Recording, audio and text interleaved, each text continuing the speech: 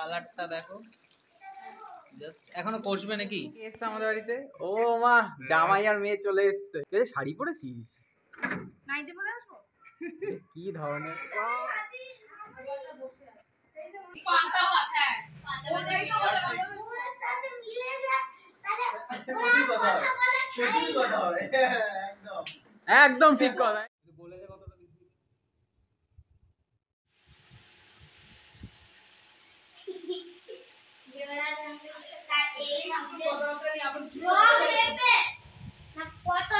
কেমন আছে? লাল লাল ঝাল ঝাল না? আর আছে হচ্ছে mutton.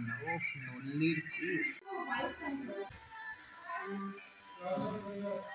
Hello, welcome back to my channel. আমি সুব্রত চলে এসেছি নিউ একটা ব্লগ নেওয়ার। এতক্ষণে নিশ্চয়ই বুঝে গেছে টাইটেল আর থাম্বনেল দেখে নিশ্চয়ই আজকের ব্লগটা কি হতে চলেছে। আর ব্লগটা কিন্তু একটু বড় হতে চলেছে, আশা করি ধৈর্য সহকারে সবাই দেখবে।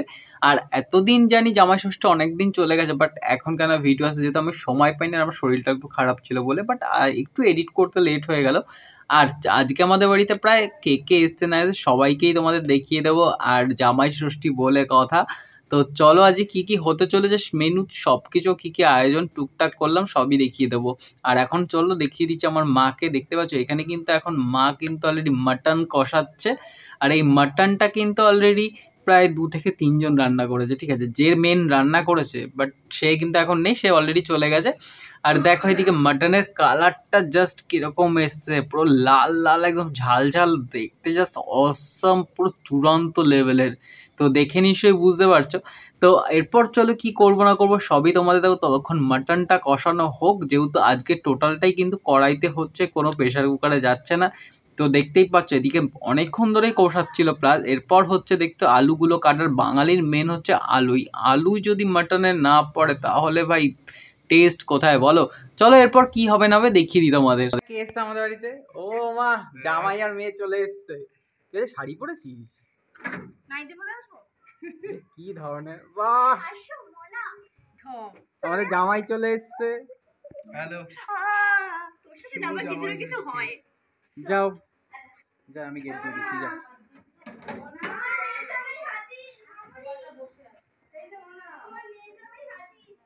দেখতেই পাচ্ছ আমার বাড়িতে কিন্তু অলরেডি চলে এসেছে আমার বোন আর বোনের বর। আর এটা কিন্তু এদের এই বছরের প্রথম জামাই ষষ্ঠী। আর প্রথম জামাই ষষ্ঠী বলেই কিন্তু একটু আয়োজন তো করতে হয়, তাই এদিকে সবাইকেই দেখিয়ে দিচ্ছিলাম কারা কারা এসছে। আর এরা আসলে বিশেষ করে খুব মজা হয়, মানে আজকে শুধু জামাই ষষ্ঠী বলে কথা নয়, প্রায় যখনই আসে আমরা কিন্তু সবাই কিন্তু মজা করি।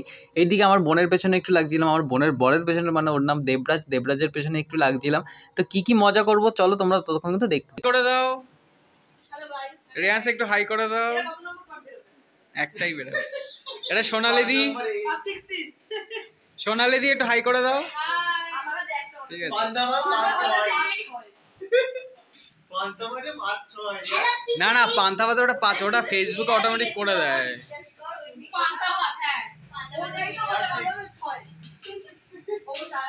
ও দিদির মনি আলু ভাতে আলু ও এখানে আমার ব্লগ নিয়ে সব আলোচনা করতে। এবারে আমি না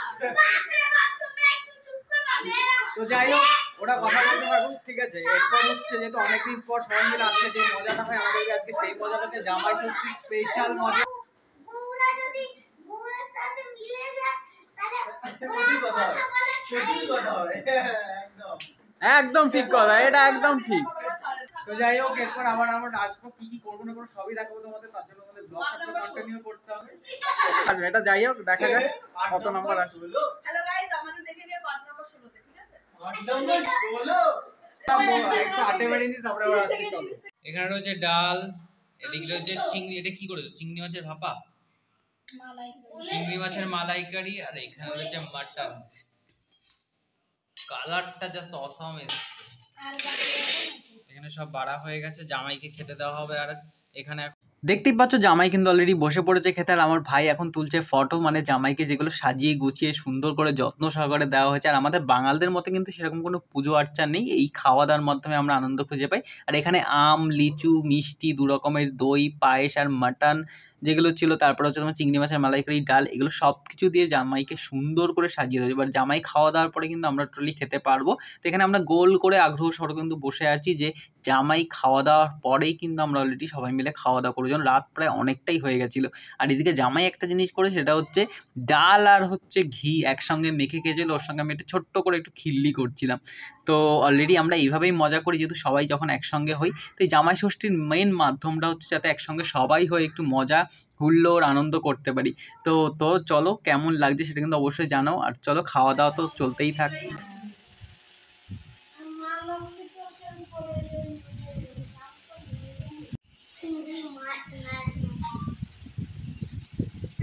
খাওয়া যাচ্ছে, সেবাই লাগে, এটা কি কি খাচ্ছ? ডাল?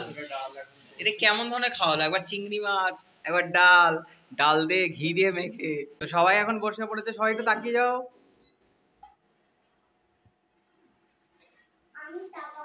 তুমি তাকাবে না? রিয়াসের খাওয়া হয়ে গেছে না? মা এদিকে সব পরিবেশন করে দিচ্ছে। এটা মামু, আচ্ছা হ্যাঁ, মা ডালটা করে।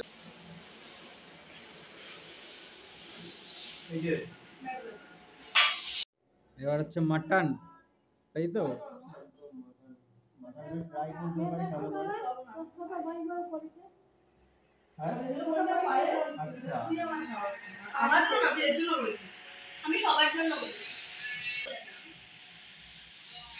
ভাই কালারটা কেমন হয়েছে? দারুণ কালার, হেভি হয়েছে।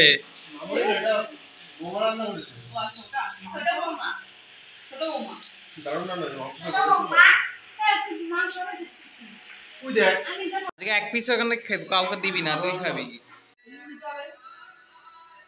বাহ বাহ,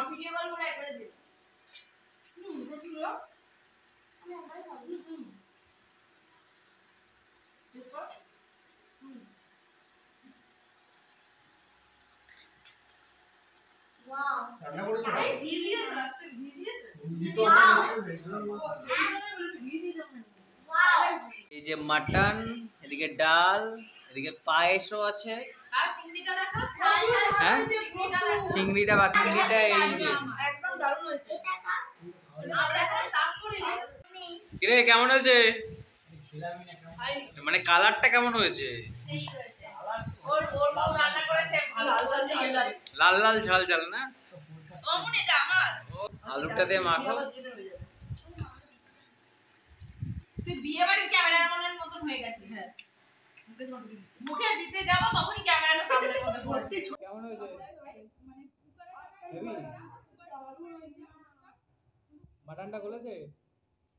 ভালো হয়েছে। একটু গলেছে কতটা দিচ্ছি? ফুড ব্লগিং এর মতো। একটু আলু, একটু মাটন নিয়ে ব্যাস। বল বল। মামুনিকে খুব ভালো লাগে। ভাই পুরো স্পিচলেস হয়ে গেছে মেন ব্যাপার। করতে বলি মানুষ খাসি মাংস হাড় খাওয়ার জন্য বিশেষ নিয়েছে, মাংস খায়। দেখেছিস ফেলে দিয়েছে, কি অবস্থা।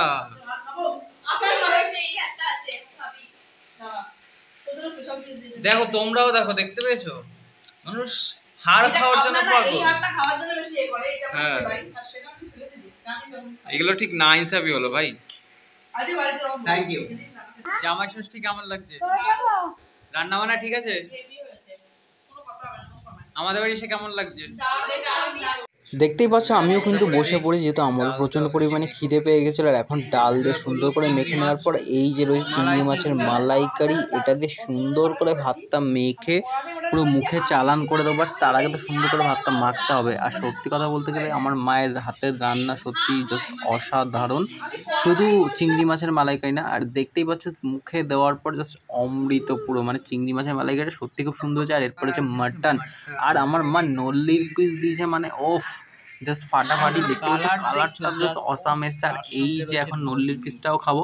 আর এখানে একটা মজা হয়েছে, আমার মাটনটা নিয়ে এখন কবিতা বলছিল যে আমি নিয়ে নেবো আমি নিয়ে নেবো, আমি বাটিটাকে এরকম করে চট করে সরিয়ে দিচ্ছিলাম। তো ওটা দেখে বুঝতে পারছো বারবার করে।